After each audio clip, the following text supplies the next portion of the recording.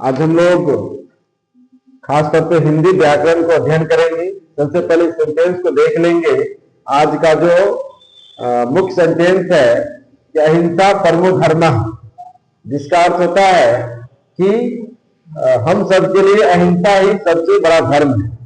अहिंसा का अर्थ होता है जितने भी जीव हैं उसे किसी तरह से शारीरिक रूप से हो या मानसिक रूप से हो या किसी अन्य रूप से उसको कष्ट नहीं पहुंचाना, यही अहिंसा का अर्थ होता है। तो निश्चित तौर पे हम सभी मानव का दायित्व बनता है कि जितने भी जीव हैं, मनुष्य हो या अन्य जीव, उसे कष्ट नहीं पहुंचाएं। और ये इस चीज को फॉलो करने वाले हमारे देश के राष्ट्रपिता महात्मा गांधी थे। तो निश्चित तौर पे हम लोग को भी अहिंसा का पालन करना चाहिए और इस धर्म को फॉलो करना चाहिए। विशेष आज व्याकरण के बारे में हम अध्ययन करेंगे, क्योंकि व्याकरण जितने भी भाषा है, हिंदी है, मैथिली है, संस्कृत है या उर्दू है, प्रत्येक भाषा का जो मुख्य आधार है वो व्याकरण ही होता है। और प्रत्येक कोई भी कंपटीशन एग्जाम हो या बोर्ड का एग्जाम हो, उसमें व्याकरण से संबंधित प्रश्न रहता ही है। खासतौर पे 10वीं का जो परीक्षा होने वाला है उसमें 50% जो प्रश्न रहेंगे वो व्याकरण से ही रहेगा। इसलिए व्याकरण को अच्छे से अध्ययन कर लेना है। यदि व्याकरण को हम अच्छे से अध्ययन करते हैं तो हिंदी का भी प्रश्न बन जाएगा, मैथिली का भी बनेगा, संस्कृत जिसका रहेगा संस्कृत का भी बनेगा। तो निश्चित तौर पे व्याकरण को अच्छे से पढ़ेंगे। सबसे पहले व्याकरण की परिभाषा क्या होता है, तो हम लोग को याद रखना है कि व्याकरण वह शास्त्र है जिसकी सहायता से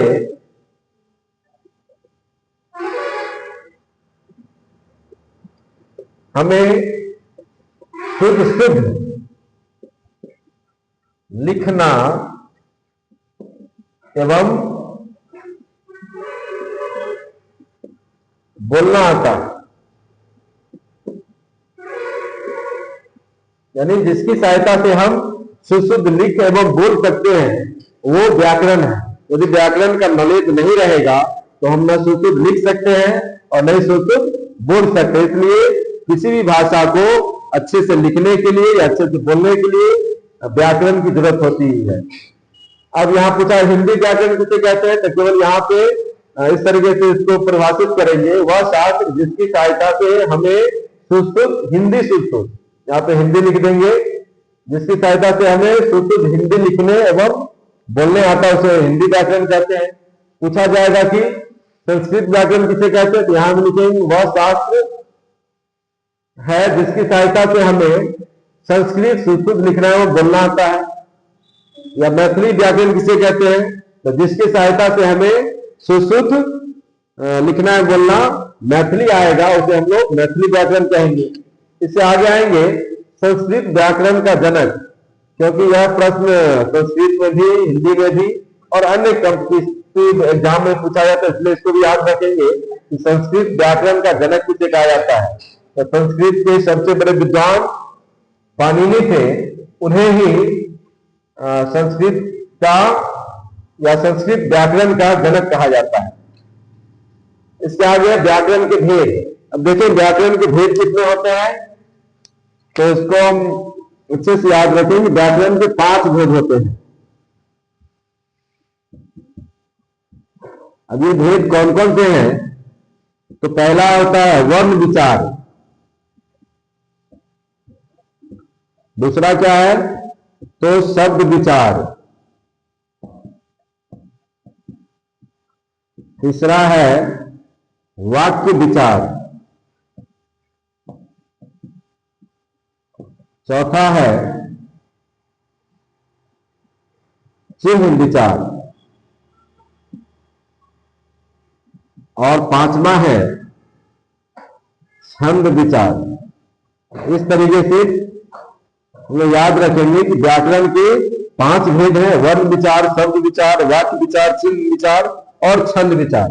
हम लोग बारी बारी से वर्ण के बारे में, शब्द के बारे में, वाक्य और फिर चिन्ह के बारे में आगे पढ़ेंगे। अब आ जाएंगे आखिर वर्ण क्या है या वर्ण किसे कहते हैं।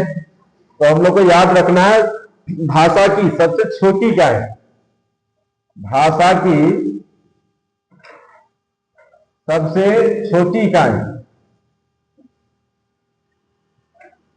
को क्या कहते हैं, वर्ण कहते हैं। जैसे कि मानव शरीर की सबसे छोटी इकाई कोशिका है, इसी तरह से किसी भी भाषा का सबसे छोटा इकाई जो होता है वो वर्ण होता है। या कह सकते इसका दूसरा परिभाषा कि वर्ण उस मूल ध्वनि को कहते हैं जिसका खंड या टुकड़ा नहीं किया जा सके, ऐसे भी इसको परिभाषित कर सकते हैं। और वर्ण कौन कौन होते हैं, तो हिंदी में वर्ण अ से लेकर के यह तक क्या है, ये सारे वर्ण हैं। इस तरह से आगे हम याद रखेंगे कि हिंदी में कुल वर्ण कितने हैं, क्योंकि यहां से प्रश्न आता है परीक्षा में कि हिंदी में कुल कितने वर्ण होते हैं। तो हम लोग याद रखेंगे हिंदी में कुल 52 वर्ण है। और से लेकर के ज्यों तक में कुल कितने वर्ण होते हैं, 52 वर्ण। आगे आएंगे संयुक्ताक्षर कितने हैं, याद रखें संयुक्ताक्षर 4 होते हैं। और संयुक्ताक्षर क्या क्या है, तो एक है अक्ष, त्र, ज्ञ और श्रव, ये 4 संयुक्ताक्षर है। संयुक्ताक्षर मतलब 2 अक्षरों से मिलकर के जो बना होता है हम लोग संयुक्ताक्षर कहते हैं। जैसे कि ये क और मूर्धन स हलन से मिलकर बना है।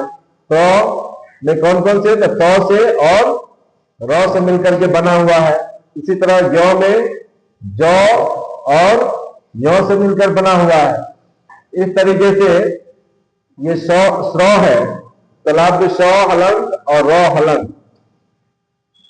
तो ऐसा ये भी याद रखेंगे कि अक्षर किन किन अक्षर से है बना, क और मूर्धन स से, त्र त र से, ज और य से, स्र स और र से। इस तरीके से याद रखना है कि संयुक्ताक्षर 4 होते हैं। इससे आगे वर्ण के भेद, वर्ण के कितने भेद हैं, तो वर्ण के 2 भेद हैं। कौन कौन, एक है स्वर वर्ण और दूसरा है व्यंजन वर्ण। यानी वर्ण के कितने भेद होते हैं, तो 2, एक स्वर वर्ण और दूसरा व्यंजन वर्ण। अब इससे आगे देखेंगे स्वर वर्ण किसे कहते हैं, या स्वर वर्ण कितने हैं, तो स्वर वर्ण की संख्या टोटल हिंदी में खास तौर से 11 है। हिंदी में स्वर वर्ण कितने हैं, 11 है। वही संस्कृत में पूछा जाए स्वर वर्ण कितने हैं, तो संस्कृत में 13 है। संस्कृत में स्वर वर्णों की संख्या 13, जबकि हिंदी में स्वर वर्णों की संख्या कितना है, 11 है। अब स्वर वर्ण कौन कौन है, तो यहां देखेंगे अ, आ, हर्ष ई, दीर्घ ई, हर्ष उ, फिर दीर्घ उ, री, ए, ऐ, ओ और ये अ।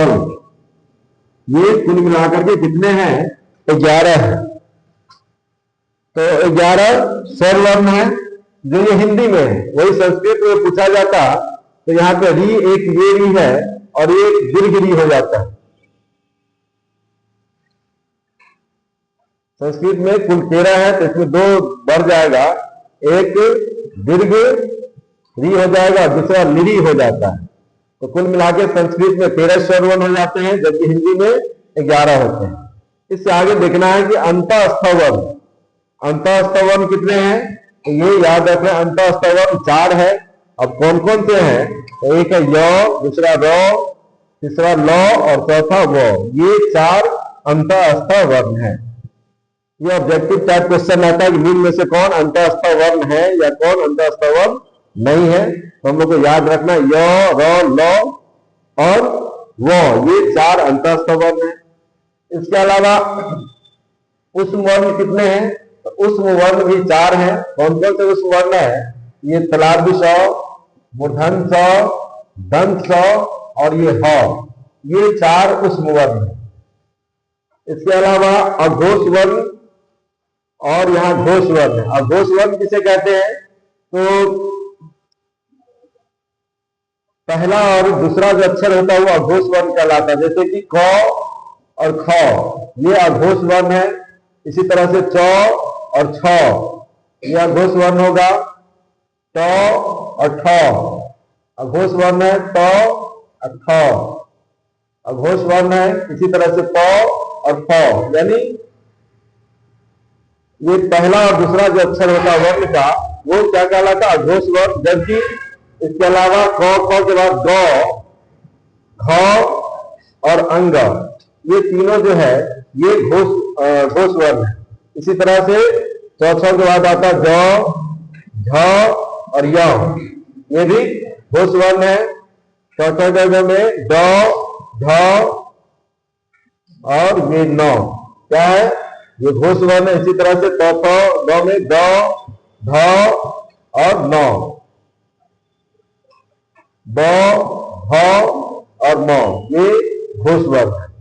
इस तरीके से अघोष वर्ण पे प्रश्न आता है कि निम्न में से कौन अघोष है? तो पहला और दूसरा अक्षर होगा वो अघोष होगा, और इसके बाद तीसरा, चौथा और पांचवा जो अक्षर होता है वो घोष वर्ण होता है।